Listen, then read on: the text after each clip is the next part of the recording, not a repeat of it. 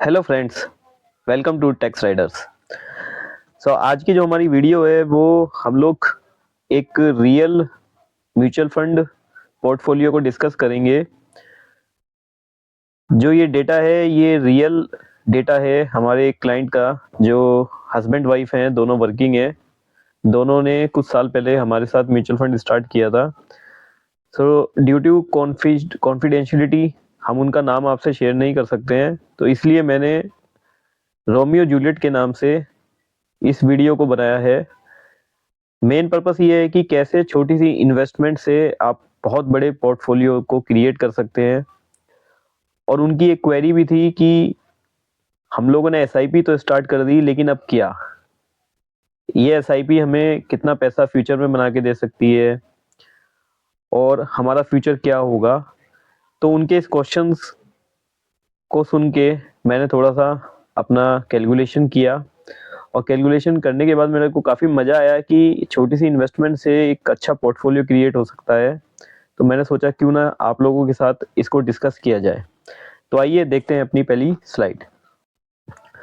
Friends, ये हमारी पहली स्लाइड है। इसमें हम रोमियो के पोर्टफोलियो को आपसे डिस्कस करेंगे। बेसिकली जो रोमियो की एज है वो आज की डेट में 32 ईयर्स है, और अभी जो उनका एग्जिस्टिंग एसआईपी चल रहा है हमारे पास वो 20,000 का चल रहा है। आज की डेट में उनका जो पोर्टफोलियो है वो 5,59,733 का है, और आज का पोर्टफोलियो उनका 23% का रिटर्न दे रहा है। बेसिकली उनका जो एसआईपी अभी चल रहा है on date, quant large and mid cap में 2500 का, क्वांट फ्लेक्सी कैप में 2500, पारंपरिक फ्लेक्सी कैप में 5000, ICI prudential multi cap fund में 5000 और बंधन स्टार्लिंग फंड में 5000। तो टोटल इन्वेस्टमेंट उनका 20,000 का भी एट प्रेजेंट चल रहा है, जो उन्होंने ग्रेजुअली इंक्रीज किया है।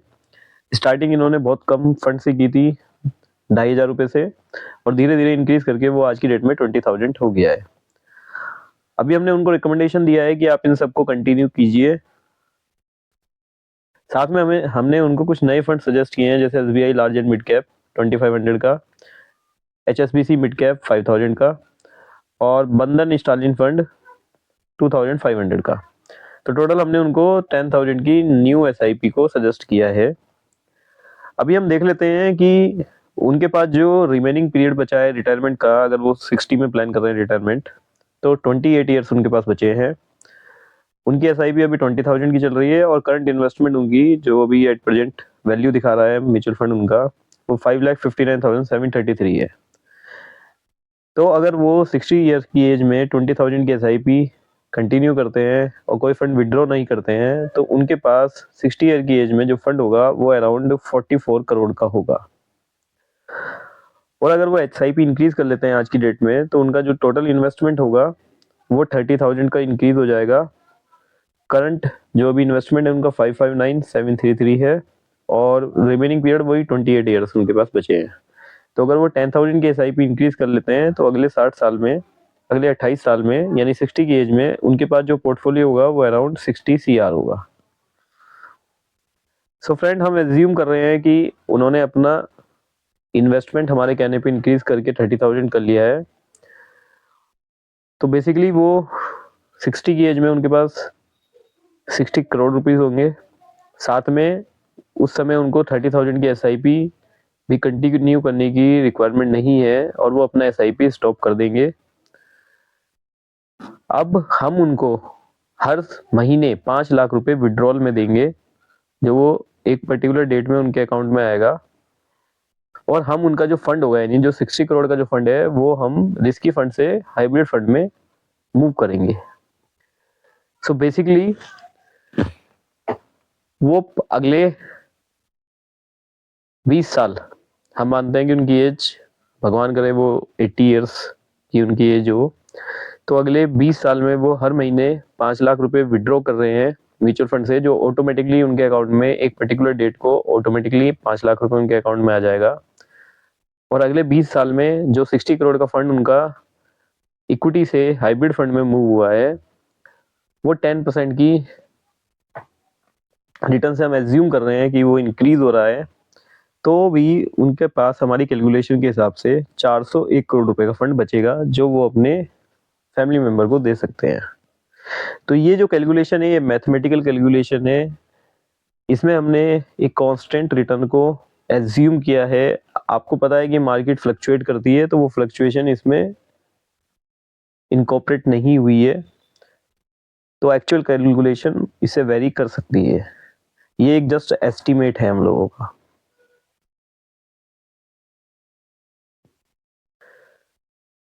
अभी हम सेम जूलियट की म्यूचुअल फंड वैल्यूएशन को कैलकुलेट कर लेते हैं। तो जूलियट की एज आज की डेट में 33 ईयर्स है। उनका SIP 10,000 चल रहा है। आज की डेट में जो करंट इन्वेस्टमेंट है वो 8,62,31 रुपए है। अभी जो एट प्रेजेंट रिटर्न आ रही है वो अराउंड 23% के हिसाब से आ रही है। जो उनकी SIP अमाउंट है वो मेरे assets large and mid cap में 2500, कैनरा रोबेको इमर्जिंग इक्विटी में 2500, बंधन स्टालिन वैल्यू फंड में 2500, SBI फोकस इक्विटी फंड में 2500। तो टोटल इन्वेस्टमेंट उनकी 10,000 है। अभी हमारी रिकमेंडेशन है कि उसे वो कंटिन्यू करें अभी। प्लस उनको हमने 10,000 के कुछ नए फंड सजेस्ट किए हैं, जैसे Nippon India small cap fund, SBI large and mid cap fund 2500, HDFC balance advantage fund 2500, ICICI prudential multi cap fund. तो टोटल हमने 10,000 रुपीज के फंड उनके इंक्रीज किए हैं। तो करंट SIP 10,000 है। लमसम अमाउंट उनका 8,62,231 है और 27 ईयर्स उनके पास रिमेनिंग है for getting a lump sum fund at the age of 60। तो उनका जो टोटल फंड बन रहा है वो 30 करोड़ के आसपास बन रहा है। एजम्पशन दोनों ही केस में हमने सेम रखी है, रोमियो के केस में, जूलियट के केस में। और अगर वो इंक्रीज कर लेते हैं SIP को 20,000, तो उनका जो फंड बनता है वो 42 करोड़ बनता है। हम एज्यूम कर रहे हैं कि उन्होंने SIP इंक्रीज कर ली है, तो उनको 42 करोड़ 60 ईयर्स की एज में रिसीव हो जाएंगे। अब 60 की एज में उन्होंने सेम वही किया है जो रोमियो ने किया था, SIP स्टॉक की है और अपने फंड को इक्विटी से हाइब्रिड में मूव किया है, यानी 10% के फंड में वो मूव हो गए हैं। ये भी 5 लाख रुपए विड्रॉ कर रहे हैं हर महीने और 20 साल के बाद उनके नॉमिनी को 270 करोड़ रुपए मिल रहे हैं। तो फ्रेंड, आप देख सकते हैं कि कैसे एक छोटी सी इन्वेस्टमेंट कितने बड़े फंड को एक्यूमुलेट कर रही है। ये सिर्फ कंपाउंडिंग और जो हमने एक बड़ा अमाउंट क्रिएट किया है 60 की एज में, ये उसकी वजह से हो रहा है। क्योंकि अगर हम छोटी इन्वेस्टमेंट पे मल्टीप्लाई करके देखते हैं रिटर्न को, तो वो बहुत छोटा सा दिखता है। 10,000 पे अगर मैं 10% का रिटर्न निकालता हूँ तो मुझे सिर्फ 1,000 रुपये दिखेंगे। लेकिन अगर मैं 1 करोड़ पे 10% लगाता हूँ तो वो मेरे को 10 लाख रुपीज दिखाई देंगे। तो आप समझ सकते हैं कि वेल्थ क्रिएट करना कितना जरूरी है एक बहुत बड़े अमाउंट को क्रिएट करने के लिए। और वहीं हम लोग मिडिल क्लास लोग नहीं सोच पाते और अपने फंड्स को बहुत जल्दी विड्रॉ कर लेते हैं और हम 60 की एज में भी स्ट्रगल कर रहे होते हैं। सो फ्रेंड्स, इस स्लाइड में हम लोग रोमियो की जो म्यूचुअल फंड स्कीम्स हैं उसकी परफॉर्मेंस को डिस्कस करेंगे। सो बेसिकली एक चार्ट में मैंने इसको कन्वर्ट किया है। मैं आपको बता देता हूँ कि इसमें जो ब्लू कलर है ये बेसिकली उस स्कीम में जो इन्वेस्टमेंट हुई है उसकी करंट वैल्यू बताएगा आपको। ये ऑरेंज कलर में जो है ये इसकी इन्वेस्टेड वैल्यू है, यानी कितना पैसा उसने इन्वेस्ट किया है। ये जो छोटा सा बार है ग्रे कलर में, ये basically short term capital gain के बारे में बता रहा है और जो येलो कलर का बार है ये लॉन्ग टर्म कैपिटल गेन के बारे में बता रहा है। तो आपको पता होगा कि शॉर्ट टर्म कैपिटल गेन जो है वो 20% के हिसाब से टैक्सेबल है और लॉन्ग टर्म कैपिटल गेन अगर है तो वो 1,25,000 आपका एग्जेम्प्ट हो जाएगा और उसके बाद जो है आपका वो 12.5% के हिसाब से टैक्सेबल होगा। वीडियो के लास्ट में मैं आपको बताऊंगा, एक टिप दूंगा कि कैसे आप टैक्स से बच सकते हैं म्यूचुअल फंड में अगर आप एक लॉन्ग टर्म इन्वेस्टर हैं, तो वो मैं टिप आपको लास्ट में बताऊंगा। तो अभी हम डिस्कस करते हैं कि इनका जो पहला स्कीम है वो पराग पारिक फ्लेक्सी कैप है, जिसमें इन्होंने टोटल 1,27,500 रुपये इन्वेस्ट किए थे, जिसकी वैल्यू आज की डेट में 1,75,713 है। और इनका जो लॉन्ग टर्म कैपिटल गेन है वो 41,000 के आसपास है, और जो शॉर्ट टर्म है वो 6,826 है, वो छोटा सा अमाउंट आ रहा है बहुत। ऐसे ही कैनरा रोबेको में भी इनको अच्छा खासा फंड वैल्यू देखने को मिल रहा है। ऐसे ही मिरे में अच्छा खासा वैल्यू दिख रहा है, बंधन में भी काफ़ी अच्छा वैल्यू दिख रहा है। आईसीआई प्रूडेंशियल में अभी पीरियड इनका कम है तो वैल्यू कम दिख रही है।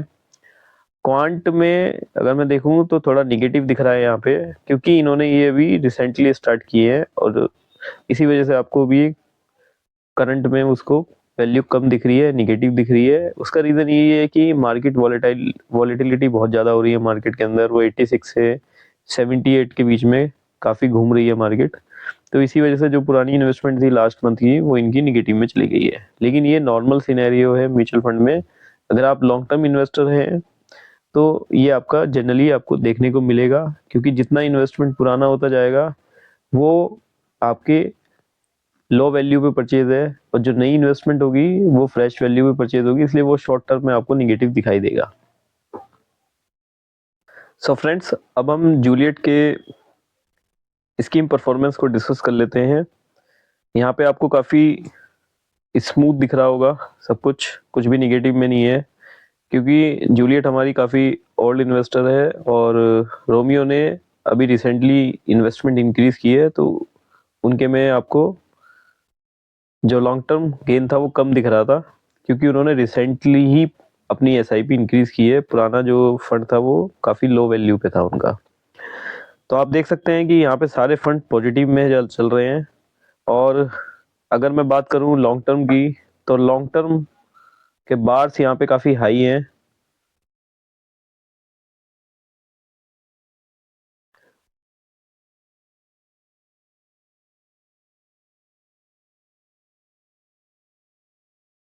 तो आप देख सकते हैं कि लॉन्ग टर्म इन्वेस्टर होने का कितना बेनिफिट है।